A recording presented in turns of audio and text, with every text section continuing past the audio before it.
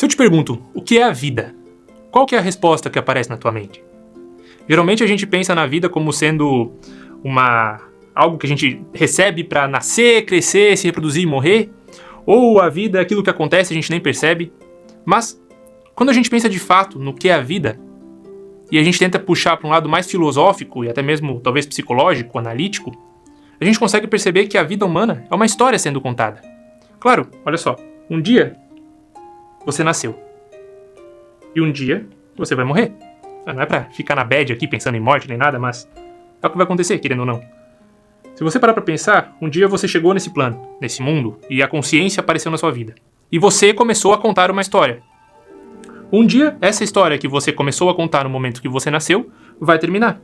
E nesse dia, a tua consciência talvez acabe. Bom, a gente não sabe a nível espiritual se a consciência continua existindo em outro plano, etc. Mas a tua consciência individual, nesse momento, como, no meu caso, como Vinícius, vai desaparecer. Talvez eu renasça em algum outro lugar, talvez eu vá para o universo que me compôs, para algum outro lugar que eu não saiba. Mas a tua jornada, a tua vida, nessa identificação com quem você é nesse momento, terminou. Ou seja, a tua história terminou. Então, quando a gente pergunta o que é a vida, no fundo a resposta é que a vida é uma história. Uma história sendo contada por quem? Por você. Então você é o personagem principal dessa grande história que você conta.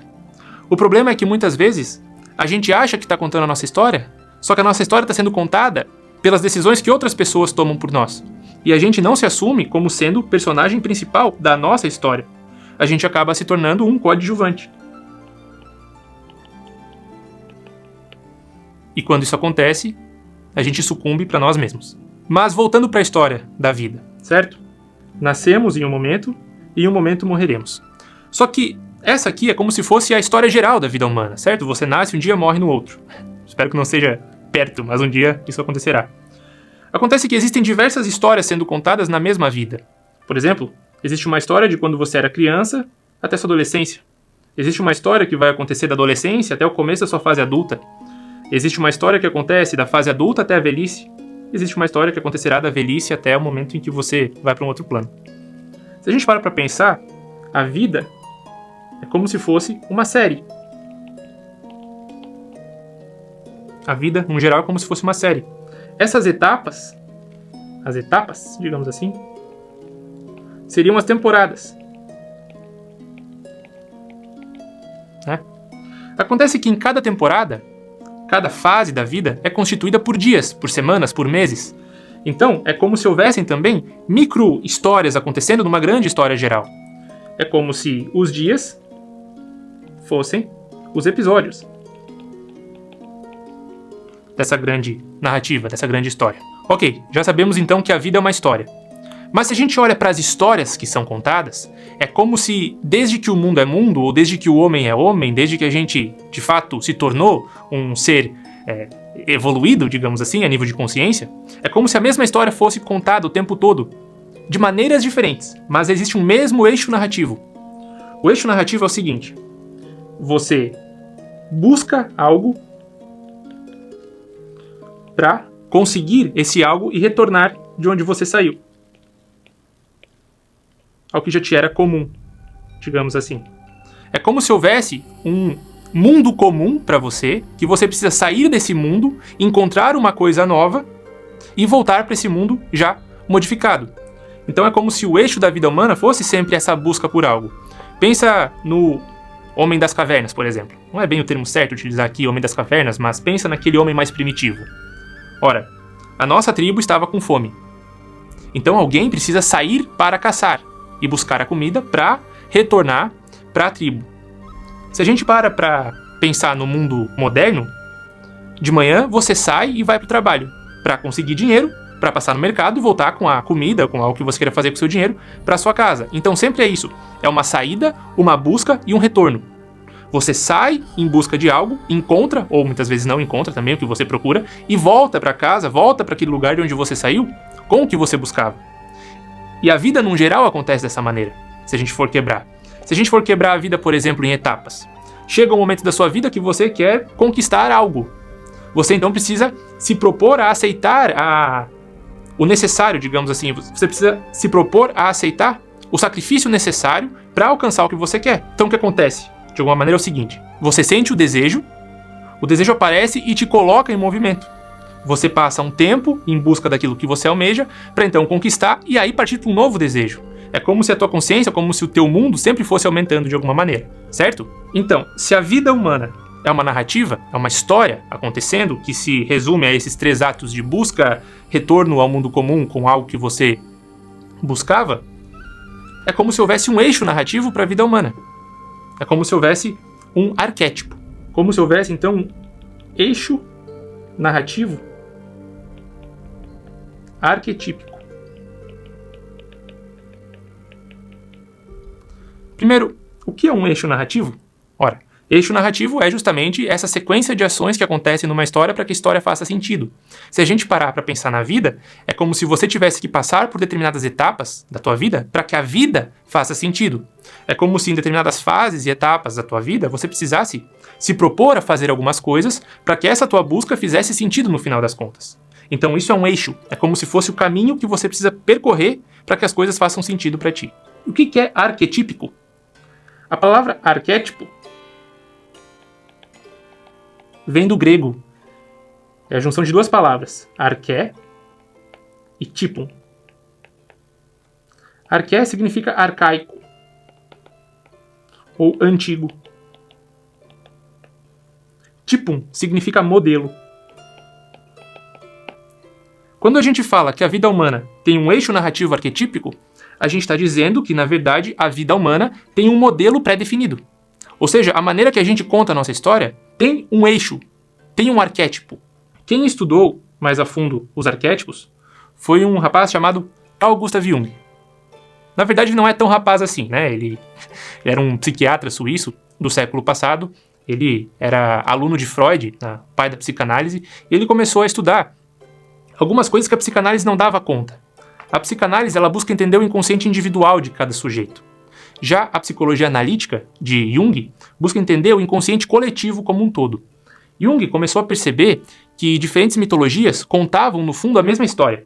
Sempre a história desse herói central que sai em busca de algo, que desafia monstros, que desafia a vida no geral e que retorna para o lugar que ele saiu.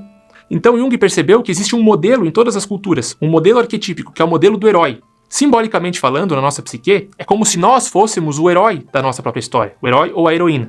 Então nós sempre nos colocamos no lugar de herói, nós sempre estamos agindo, de alguma maneira, na nossa vida, para que a nossa vida faça sentido, para que a gente tenha uma busca melhor, para que a gente possa se tornar quem a gente quer ser de fato. Jung percebeu que a nossa psique não é tão simples quanto parece. Na verdade, é como se diversas pessoinhas habitassem o nosso mundo interior. Para Jung, a nossa psique, a nossa mente, ela é habitada por alguns entes, por algumas partes. A primeira delas é a persona. Essa persona seria a máscara social que eu utilizo. Por exemplo, se você recém chegou numa sala de aula e a professora te pergunta quem é você, qual que é a resposta que você dá? Bom, meu nome é Vinícius Maciel Lorenzetti, trabalho com psicanálise, produção de conteúdo, etc, etc. Essa primeira resposta que aparece é como se fosse a máscara social que eu utilizo para conversar com outras pessoas. Não é quem eu sou completamente. Nesse momento, vocês aqui assistindo estão vendo só uma parte da minha personalidade, mas não estão me vendo como um todo. Por exemplo, existem diversos Vinícius. Nesse momento, o Vinícius que vos fala é o Vinícius professor, ou seja, é uma parte do Vinícius que se identifica como sendo professor, mas isso não é o Vinícius num geral. Essa é só a máscara que eu estou utilizando nesse momento. É uma máscara completamente diferente de quando eu estou com a minha namorada, por exemplo. Com meus pais, com meus amigos, são outras partes de mim. Então é como se a persona fosse, de fato, essa máscara social que a gente utiliza para agir no mundo. A gente pode ter várias personas. Por quê? Porque a gente tem um centro de identificação com nós mesmos que vai utilizar determinada persona em determinada situação social. Quem é esse centro de personalidade? Para a psicologia analítica, é uma outra parte da nossa psique chamada ego. Ego é eu. No sentido de que, neste momento, eu estou utilizando uma persona. Quando estou com a minha namorada, eu estou utilizando outra persona. Quando estou com meus pais, outra persona. Mas existe um eu central. Esse eu seria o ego, tanto é que a palavra ego em latim significa eu. Acontece que esse ego, ele olha para algo que ele quer se tornar, para um eu em potencial. Seria aquele eu maior, aquelas buscas maiores, aqueles desejos maiores para se tornar algo. Então, existe também um outro centro psíquico central chamado self. O self seria o eu em potência. Aquele meu eu maior, digamos assim. E a busca da psicologia analítica, sobretudo, é que o ego consiga se individualizar, ou se individuar, se tornar, de fato, esse eu em potencial. Só que existe uma outra parte dentro da psique, que é a sombra. A sombra seria referente ao nosso inconsciente individual. Mas uma melhor maneira de olhar para a sombra é falando de tudo aquilo que a gente reprime. Todos nós reprimimos um lado da nossa personalidade para se adaptar ao mundo. Então, por exemplo, digamos quando você era criança, você gostava muito de artes. Você gostava de pintar, você gostava de desenhar, você gostava. Aí você foi crescendo, chegou na escola ali pela sua adolescência e descobriu que ser artista não dá dinheiro. E aí você reprime esse teu desejo de arte. E aquilo fica no teu inconsciente. E você sente que há um vazio, porque você não expressa aquilo que você gostaria de se expressar. Por quê? Porque a tua persona, ela foi dito pra ti que você não pode ser aquilo porque você não vai conseguir se virar no mundo se você for quem você é. Então o teu self se esconde. Ou seja, aquele artista em potencial se esconde e a sombra aumenta. Você reprime esse desejo na sombra. Outra forma de explicar aqui a sombra seria uma maneira mais negativa daquilo que você reprime. Toda a raiva, todo o medo, toda a frustração fica reprimido. E muitas vezes o que você precisa fazer para se tornar o teu ser em potencial é olhar para esse medo, enfrentar os medos que você tem e conseguir agir no mundo de acordo com o que você quer ser. Porque essa sombra é alimentada pelos medos das outras pessoas ao teu redor. Você, quando era criança, sabia exatamente o que fazer da vida.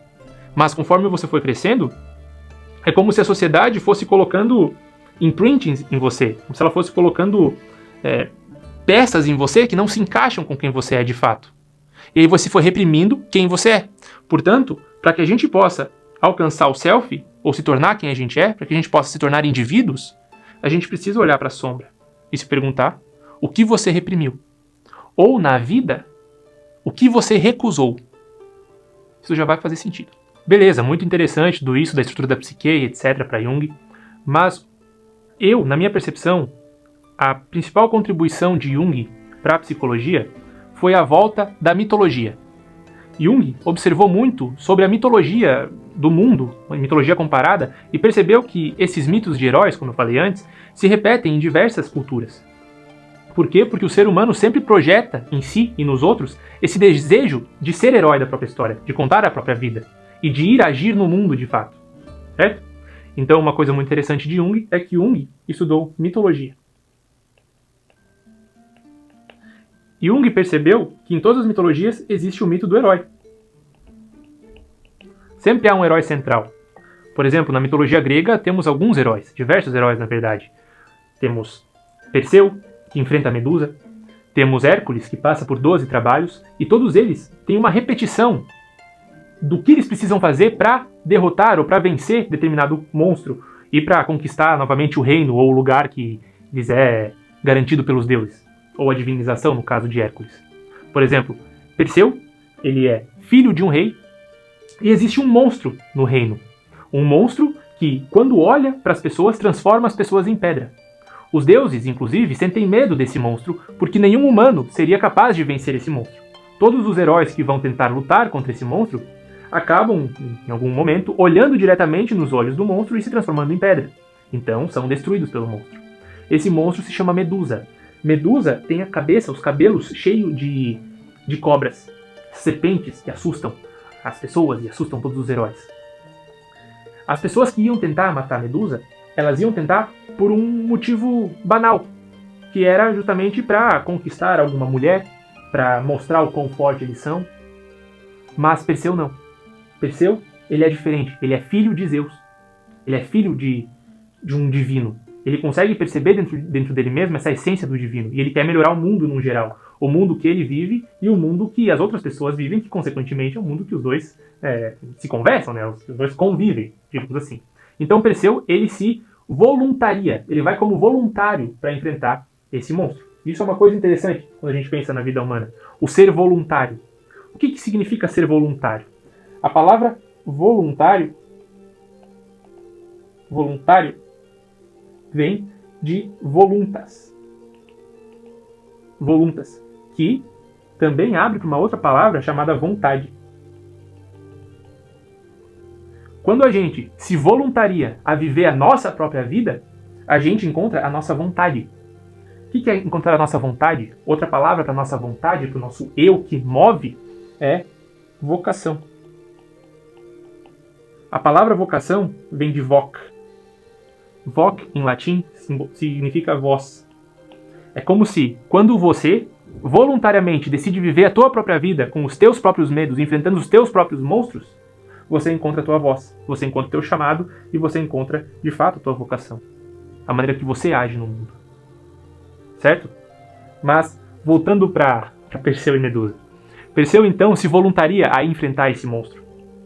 E os deuses se solidarizam, eles pensam, meu Deus do céu, um voluntário, um humano, um serzinho de merda aí que quer lutar contra o monstro, vamos tentar ajudar ele.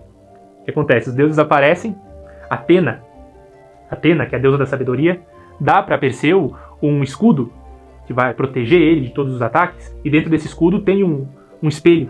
O escudo é tão brilhante que é capaz de refletir o próprio rosto de Perseu. Hefesto, que é o deus do submundo, dá uma espada feita de diamantes. Hermes, que é o deus da comunicação, dá sandálias que são capazes de voar para que Perseu possa se deslocar mais rápido e talvez fugir quando for necessário. Já Hades, que é o deus do submundo, dá um chapéu, um elmo, que transforma Perseu num ser invisível. Mas o mais importante disso tudo é quando a gente fala do escudo dado por Atena para Perseu.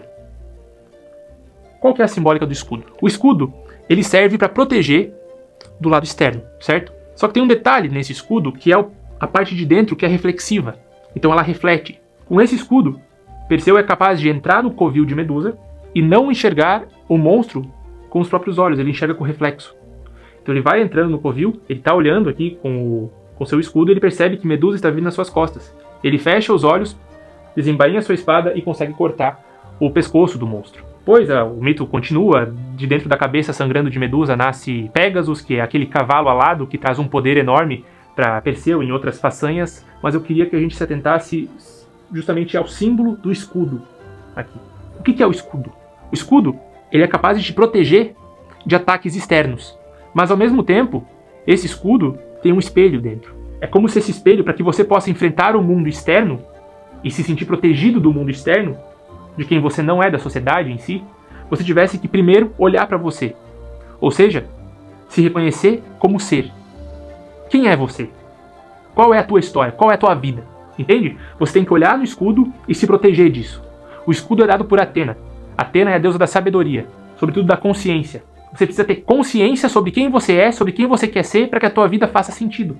Quando você sabe quem você é, quando você tem uma identidade, você já não liga para os ataques externos, para o que os outros dizem que você é. Então o teu escudo se solidifica. Simbolicamente falando agora, você é capaz de desembainhar a sua espada de diamantes, que simbolizam a verdade, decepar o monstro, que simbolicamente falando é o medo, a sombra, e começar na tua jornada.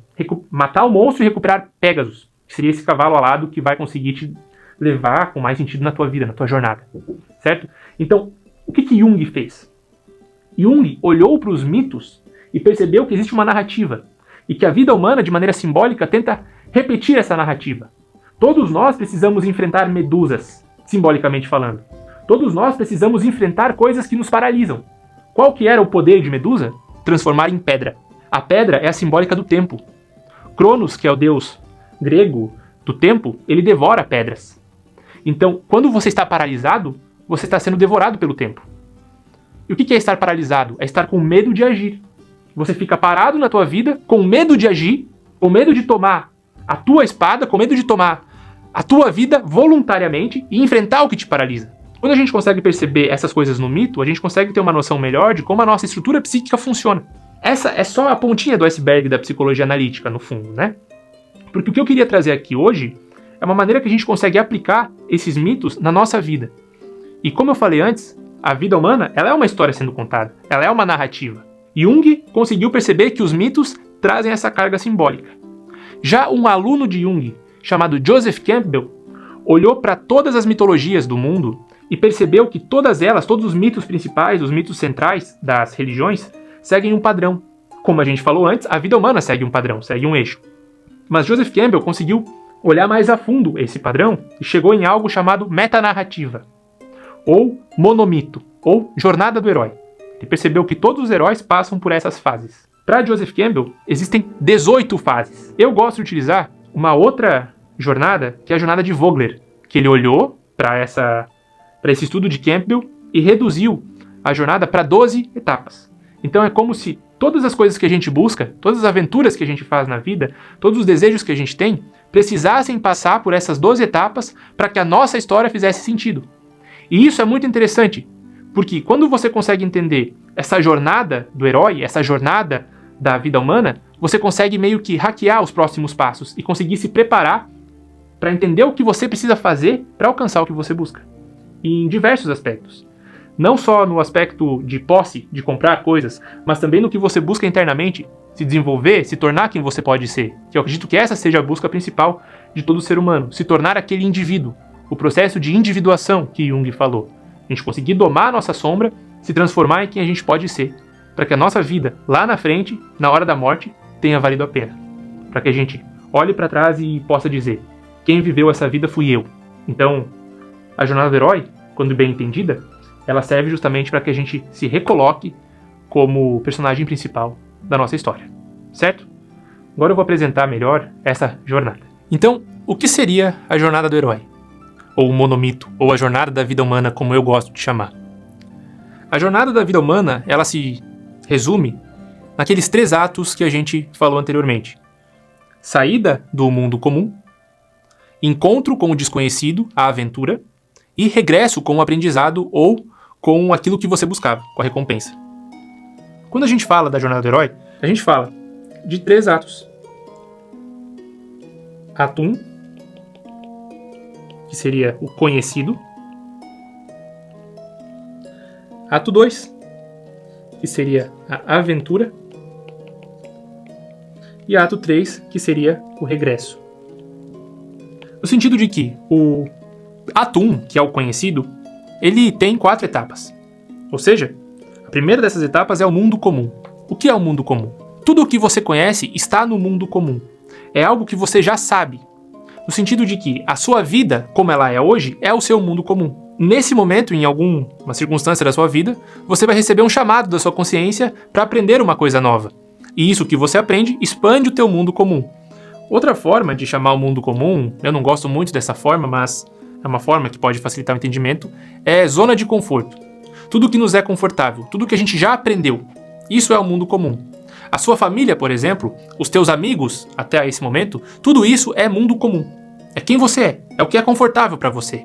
Acontece que, muitas vezes, dentro desse mundo comum, aparece um chamado. O que é o chamado? A gente vai falar mais sobre o chamado depois, mas o que é o chamado? O chamado é tudo aquilo que te tira do mundo comum, te tira do conforto e te joga para uma possibilidade desconfortável de crescer, de crescimento. O chamado é tudo aquilo que te traz crescimento de alguma forma, mas você recusa o chamado. Por quê? Porque aparece o medo. E aí o que acontece? A maioria das pessoas acaba vivendo a vida inteira, toda aquela grande série da vida, presas nessas 3 etapas. Mundo comum, conhecido, vontade, desejo de crescer, de ser mais, medo. Volta para o mundo comum. O mundo comum nunca cresce, porque há o chamado, mas há o medo, há a renúncia. Há o aparecimento e a sombra que te puxa de volta para o medo inconsciente. Há a vontade do self de ser mais, o medo da sombra que te puxa para o inconsciente. A busca por transformar o teu reino num lugar melhor, a medusa que te paralisa. É sempre isso. Sempre aparece esse medo. Chega um momento que esse medo começa a causar algo chamado angústia. Angústia existencial. É como se você começasse a sentir que não é mais você vivendo a tua vida, que a tua vida pode ser mais, e te cansa ver as pessoas ao teu redor acostumadas a uma vida medíocre. Você gostaria de algo mais para ti. Esse algo mais pode ser pintar quadros, escrever poesia, começar a investir num projeto que você acredita, conhecer novas pessoas, pode ser qualquer tipo de projeto aqui. Não é só coisas grandiosas, etc, de empreendedorismo, não nesse sentido, é tudo tá aqui. Tudo que você sabe que pode fazer para ser melhor e você não faz, tudo é recusa ao chamado. De tanto você recusar, você sente angústia existencial, como se a tua vida já não fizesse mais sentido. Então chega um momento na tua vida que você se encontra com um mentor. O que é o encontro com o mentor? O encontro com o mentor é o seguinte: é você olhando para a vida e alguma pessoa ali te inspira. Essa pessoa que te inspira, por meio de um mecanismo psíquico chamado projeção e identificação, você se identifica com aquela pessoa e é como se aquela pessoa fosse o teu eu em potencial. É como se você projetasse o teu selfie para fora de você. E você vê aquela pessoa que você admira e pensa, cara, essa pessoa viveu a vida dela. Eu quero ser como ela em algum nível. Então você começa a aprender com essa pessoa, com esse mentor. Quando a gente fala de mentor, não precisa ser uma pessoa que você conheça. Pode ser um livro que você lê, que te inspire, que te ensine. Pode ser um episódio num podcast que você assista e que te mova. Pode ser uma pessoa que você segue nas redes sociais. Mentor é tudo aquilo que te faz ir, faz agir. No mito de Perseu, por exemplo, o mentor foi Palas Atena, que deu para ele algumas ferramentas que ele precisou para lutar contra o seu monstro, para lutar contra o seu medo. No sentido de que o mentor ele aparece para te inspirar, para te mostrar que há um caminho. Então você supera a relutância. Você aceita que você vai precisar ir para a tua aventura. Você passa pela primeira etapa do mundo da aventura, que é o cruzamento do limiar. Você vai com medo, mas você vai. E quando você começa a ir, você começa a receber os seus primeiros testes. E você começa a fazer amizade com algumas pessoas que também estão seguindo um chamado mais ou menos parecido com o seu. Essas pessoas vão ser os teus aliados nessa nova jornada, nesse novo mundo. E com elas você vai aprender coisas. Você vai se aproximar para uma grande provação. Em algum momento na tua vida vai acontecer uma provação. Algo que você vai precisar lutar contra. Ou que você vai precisar se impor para vencer. Impor a tua vontade no mundo. Se olhar no espelho e reconhecer o porquê você decidiu ir para essa jornada e pegar a sua espada de diamante, simbolicamente falando, e cortar a cabeça do monstro. É isso que o mito de Perseu mostra, inclusive. Em algum momento vai aparecer essa aprovação. Se você se preparou para essa aprovação, você consegue a recompensa, o que você busca, etc. Quando você consegue essa recompensa, ao mesmo tempo que algo dentro de ti nasce, um sentimento de vitória, algo dentro de ti morre. Então você começa o regresso para aquele lugar de onde você saiu, para o mundo comum. Só que você já não é mais o mesmo. Você já não é mais o mesmo. Algo dentro de você morreu. A covardia, o medo, etc., talvez tenha morrido nesse momento. E agora as pessoas que estão lá no mundo comum, elas olham para ti e pensam, caramba, o Vinícius, o João, a Marcela, eles mudaram. Não são mais as mesmas pessoas que saíram daqui. Parece que estão diferentes. É como se você renascesse. E você voltasse para o mundo comum com um elixir. O que é o elixir? É a recompensa. Só que agora esse elixir, você volta para o mundo comum, mas não mais como uma pessoa normal. Não mais como um medroso. Mas sim como um mentor. Por quê?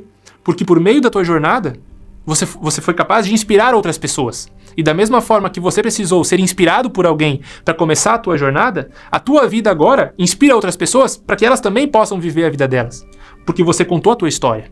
Dá um exemplo aqui mais prático, ver se faz sentido um pouco da minha história. Mais ou menos. Você está no mundo comum. O mundo comum é o 3º ano do ensino médio. E todos os seus amigos ali no 3º ano do ensino médio estão falando sobre o que fazer de faculdade, o que carreira seguir, o que fazer da vida. Mas você sente que, bom, não, pra mim tá de boa, eu já sei o que fazer, eu gosto disso, daquilo. Acho que eu não vou fazer faculdade, acho que eu vou seguir um outro caminho. Você recebe ali um chamado, os teus amigos falam sobre fazer faculdade e você não consegue pensar em qual faculdade fazer, por exemplo. Você recebe esse chamado externo, mas você recusa, você não quer fazer faculdade. Até que, um dia, na sua escola, aparece um palestrante. E esse palestrante fala, por exemplo, sobre psicologia. Ou sobre engenharia, ou sobre, seja lá o que você goste. Ele fala sobre isso. Ele te incentiva a fazer uma escolha. Você olha aquele cara e de alguma maneira você admira ele. E você pensa, eu posso ser como ele. Por quê? Porque ele, a figura dele, daquela pessoa nesse momento, ela moveu algo dentro de você que você esqueceu. É como se fosse uma inspiração maior, um teu eu maior que tá ali. Você olha aquilo e admira. Aquilo move algo dentro de você, uma potência, uma energia para ser mais. E você aceita o teu chamado, você supera a relutância. Você conversa com essa pessoa te inspira mais uma vez. Então você decide, por exemplo, fazer o vestibular de psicologia. Você se prepara para fazer o vestibular e você é aprovado. Você cruza o limiar. Agora você não é mais um estudante do terceiro ano. Agora você é um acadêmico de psicologia.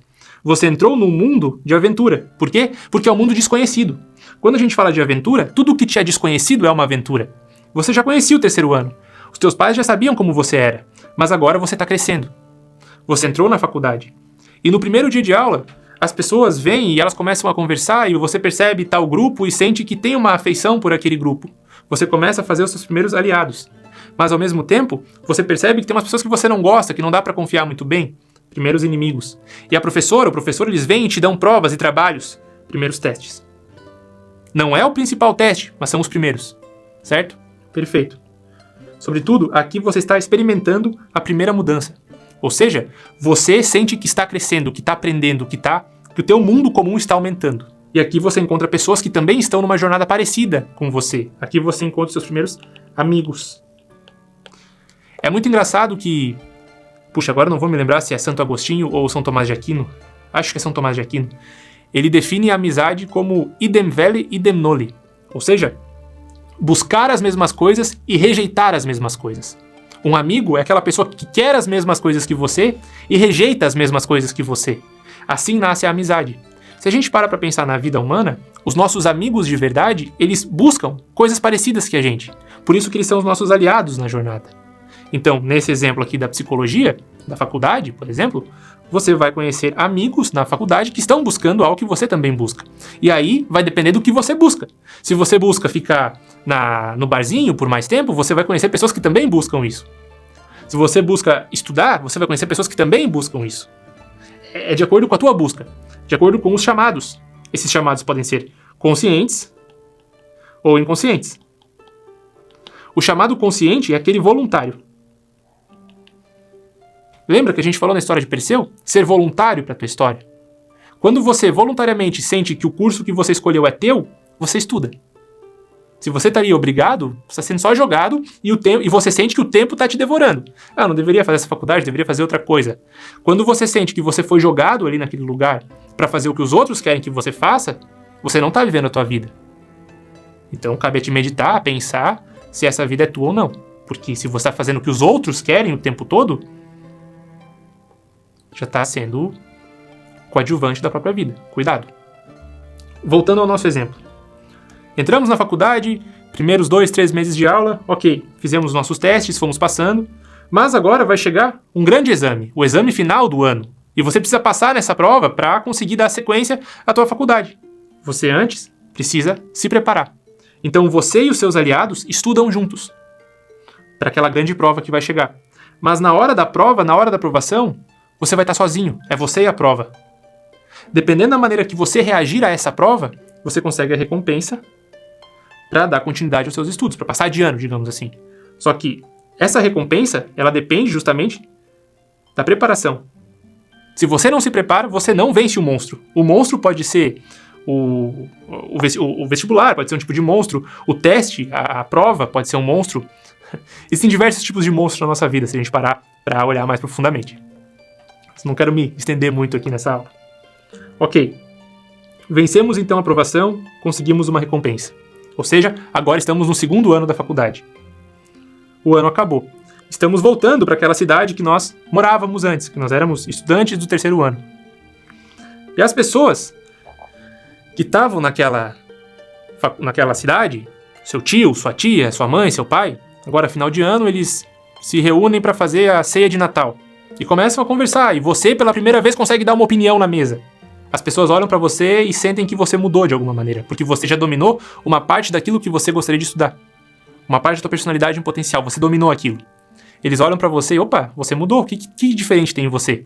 É como se aquele teu eu criança tivesse morrido, e agora você já é visto como um adulto. Você nasce para isso, você retorna ao mundo comum. Mas não mais como um médio estudante, assim como uma pessoa que está aprendendo algo na vida de fato. Ok, retornou ao mundo comum. E agora o seu primo está na mesa também, comendo ali, esperando Papai Noel. Ele está no 2º ano do ensino médio. E ele te pergunta, e aí Vinícius, como é que tá a faculdade? O que você tá achando? Cara, magnífico! Eu adoro falar sobre mitologia, sobre psicologia, sobre a jornada, sobre tudo que eu aprendi. E você começa a falar pro teu primo, pro teu amigo. Você incentiva ele, você motiva ele a seguir um caminho parecido com o seu. Você se transforma no mentor da jornada dele. E a vida continua. E você vai crescendo, se desenvolvendo. Tudo tá aqui. Tudo tá aqui. Tudo da vida humana está nessa jornada. Pensa no sentido de que você está no trabalho e você quer um aumento. No mundo comum, você está ganhando aí R$1.000 por mês. Só que a sua namorada engravidou. Houve um problema. Aumento de consciência. Opa, R$1.000 por mês não dá para manter um bebê. Então você precisa pedir um aumento. Ou procurar outro trabalho, enfim. Vamos dizer aqui que você precisa pedir um aumento. Mas você sente medo do seu chefe. Que você não sabe como agir com ele. Então você começa a conversar com alguns amigos, algumas pessoas que você conhece que já pediram aumento. E essas pessoas te ensinam como falar com o chefe. Você aceita que vai falar com ele. No momento em que você aceita e você entra na empresa que você trabalha, naquele dia você cruzou o limiar. Você aceita que precisa conversar com ele. E você vai encontrar aquelas pessoas que já estavam com você na empresa, etc. E eles vão falar coisas, por exemplo, não, tá maluco que você vai pedir aumento, o chefe vai acabar te demitindo. Ou não, vai que você consegue, cara, eu acho que vai dar certo. Algumas pessoas vão apoiar, outras vão se colocar contra você. Mas você decide ir, você se prepara, você sabe o que vai falar. Então você entra na caverna do monstro. Você bate na porta do chefe, o chefe abre e você fala, quero conversar com você. Você está enfrentando o teu dragão, o teu monstro. Você está na tua aprovação. Dependendo se você se preparou antes, se você sabe o que falar, se você foi um bom funcionário até agora, dependendo disso tudo, o teu passado, o passado é o que te constitui, você consegue a recompensa. E agora, acabou o seu trabalho, você sai da sala do chefe, aqueles aliados de antes vão olhar pra ti e vão perguntar, ei, conseguiu? E aí você renasceu, você já não é mais, você não tá mais junto com eles naquele lugar, agora você é gerente deles, por exemplo. Você renasceu, você é a mesma pessoa, mas você renasceu, você subiu. Você conseguiu uma ascensão. E você retorna com a tua recompensa para aquele mundo comum antigo de onde você saiu. Antes você ganhava 1.000, agora você ganha 3.000. E você é capaz de sustentar, então, o bebê que vai nascer da sua namorada. E aí, quando ele nascer, vai vir um outro chamado, e etc, etc. A vida continua, sempre se repetindo. Porque lembra que a gente falou lá no começo da aula que a vida humana é como se fosse nascimento até a morte? E que existem fases aqui na vida? É como se existisse uma jornada da vida, uma jornada das etapas e uma jornada do dia. Na tua vida, por exemplo, conseguir o aumento não foi o principal ponto, mas para aquela etapa foi. E naquele dia foi uma jornada necessária para você conseguir o aumento. Acontece que, se a gente vive os nossos dias recusando os nossos chamados, recusando os nossos medos, recusando as nossas vontades, recusando o nosso eu em potencial, a gente acaba vivendo uma etapa assim. E se a gente vive muitas etapas assim, a gente vive uma vida assim. Esse é o problema. Então a minha ideia com essa aula, com esse minicurso, era tentar trazer de uma forma mais lúdica como utilizar essa jornada para que a tua vida faça sentido. A gente precisa pensar em alguns pontos aqui. O principal deles, o mundo comum. A gente vai precisar pensar no mundo comum, no chamado, no mentor e, sobretudo, na aprovação. E um pouquinho na ressurreição. O que é o mundo comum? Eu gostaria que, hoje, você escrevesse algo chamado autobiografia. Se eu te pergunto quem é você, qual é a resposta que vem? Gostaria que você pensasse, sobretudo nos teus últimos 5 anos, e elencasse 4 acontecimentos para cada ano que te marcaram, sejam eles bons ou ruins. Aqui você vai perceber como que está articulado o teu mundo comum, como que é a tua zona de conforto nesse momento, o que é conhecido para você. Aqui você vai articular o teu mundo comum. Depois, eu gostaria que você pensasse a respeito dos teus próximos 2 anos. Quem você quer ser daqui a 2 anos? Aonde você quer estar daqui a 2 anos? Esse é o teu chamado. Chamado circunstancial, não é a vocação ainda. A gente não vai falar sobre vocação aqui. Talvez uma outra aula aqui que eu possa falar um pouco mais sobre vocação. Mas eu gostaria que você pensasse onde você quer estar, como que você quer que a sua vida seja daqui a 2 anos. Certo? Ter esse vislumbre. Depois eu gostaria que você pensasse nas coisas que você precisa aprender para ser esse ser que você quer ser daqui a 2 anos. Então o que você precisa aprender? Com quem que você vai encontrar os teus mentores, pessoas que vão estar contigo, te mostrando as possibilidades do que você busca. Depois eu gostaria que você pensasse nas principais provações que você vai ter no caminho. Quais são as principais provações? O que pode dar errado? O que pode vir a dar errado? E como se preparar para isso. Depois, eu gostaria que você pensasse a respeito de como as outras pessoas que estão contigo no mundo comum hoje vão ser beneficiadas se você seguir o teu chamado. Se você for, de fato, quem você nasceu para ser. Pensa no bem que você poderia estar fazendo, mas não está fazendo por medo. Por medo de ser quem você é. Por medo de ser quem você poderia ser. Porque você é responsável também pelas pessoas que você poderia ajudar, mas não ajuda pelo simples fato de ter medo de se tornar quem você poderia ser. Quando você consegue perceber isso, você percebe que você já não é mais responsável só por você mesmo. Você é responsável por todo um mundo comum que você pode simbolicamente salvar ou inspirar daqui para frente.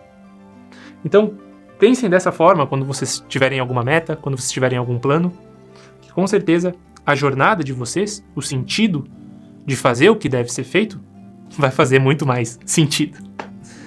Eu espero de coração que essa pequena aula tenha te ajudado a ampliar ainda mais a tua consciência e entender melhor a tua vida.